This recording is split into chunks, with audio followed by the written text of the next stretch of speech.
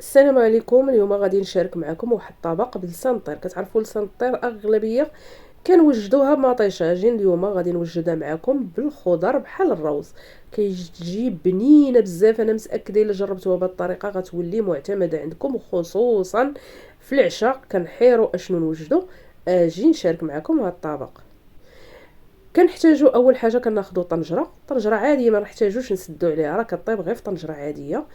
اللي غادي نديرو فيها 4 كاس ديال الزيت، سواء زيت المائده ولا زيت الزيتون على حسب المتوفر. وغادي نضيفو بصله متوسطه تكون مشلضه رقيق. كنديروا البصله وغادي ندوزو نحكو واحد الفص ديال الثومه يكون كبير.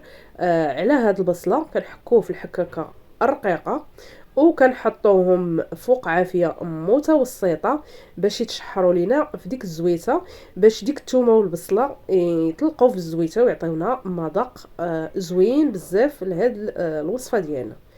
صافي غير كتبدا تدخلهم العافيه ويبداو يتشحروا، غادي نضيف واحد الفلفله حمراء تكون كبيره مقطعه رقيق بحال البصله. كنشحر واحد الدقيقه، راه كتبدا ديك الفلفله حمراء كتطلق. يعني المذاق ديالها واللون ديالها كيولي ديك الزويته كتولي حمراء بحال فيها التحميره. وغادي ندوز ناخذ خيزوه كبيره وقرعه خضراء كبيره اللي قطعتهم مربعات صغار بحال الفلفله والبصله. كنشحر واحد الدقيقه ديك يعني الفلفله وخيزو، ومن بعد كنضيف شويه ديال الجلبانه، واحد الكاس صغير ديال الجلبانه حتى هو كنحرك تحريكه خفيفه. وغناخذ شويه ديال الصدر ديال الدجاج، عندي 200 غرام ديال الصدر ديال الدجاج اللي قطعته مربعات.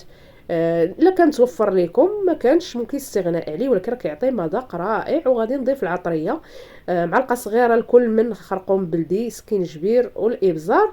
وغادي نضيفو معلقه كبيره ديال التحميره، ندير تحميره سائله. وغادي نضيف نص معلقه صغيره ديال العطريه ديال الدجاج والفلفله حاره الا كانت توفر عليكم. وزيدوا حتى شويه القزبر يابس، واحد نص معلقه صغيره، والملح اللي ملح ليكم واحد انا درت معلقه ونص صغيره ديال الملح حتى الاخير. وندوق كنحرك تشحروا لينا هاد المكونات.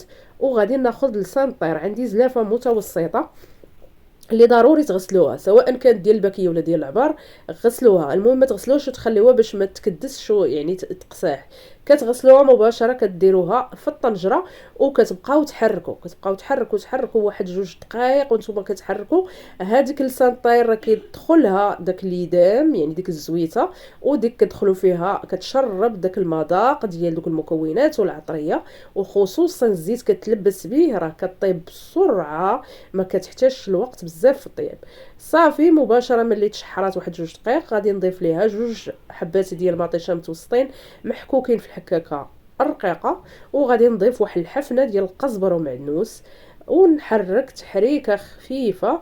وفي هذا الوقت راه درت الماء يغلي، يعني الماء باش غنمرق درتو يعني يغلي، يعني غنديروا الماء طايب. القزبر ومعدنوس راه كيعطينا مذاق رائع. كنضيفوه في البدايه، كنضيفوه حتى لهاد الوقيته ونمرقوه مباشره. بالنسبه للماء الكافي اللي غيطيبها لينا، غتخويو عليها الماء اللي كيغطيها حتى كتغطى مزيان. هي راه الطياب ديالها بحال الروز كتهز الطياب، يعني كنغطيو عليها كنخليوها حتى تغلى عافيه متوسطه. ملي كتغلى كنهبطوا عليها عافيه مهيله شمعه، وكنبقاو مره تنحركوها باش ما تشتش لينا في القاع.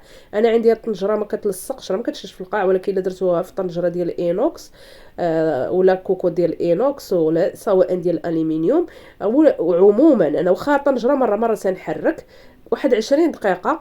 صافي كنلقاها راه بقات فيها غير شويه ديال المرقه، كنطفي عليها وكنخليها واحد 5 ديال الدقائق. راها كتشرب، ما كتجيش عاقده بزاف وما كتجيش مطلوقه بزاف. كنقلبها كنلقاها طابت، وكنقدمها بالصحه والراحه. راه كتجي لذيذه بزاف وكتكون بنينه. انا مجربه، الا جربتو انا مأكده الا جربتو غتولي معتمده عندكم. يعني سهله ماهله وغتعجب الكبير والصغير، والاهم اننا دخلنا فيها الخضره كتجي صحيه بزاف. شكرا على المتابعه والسلام عليكم.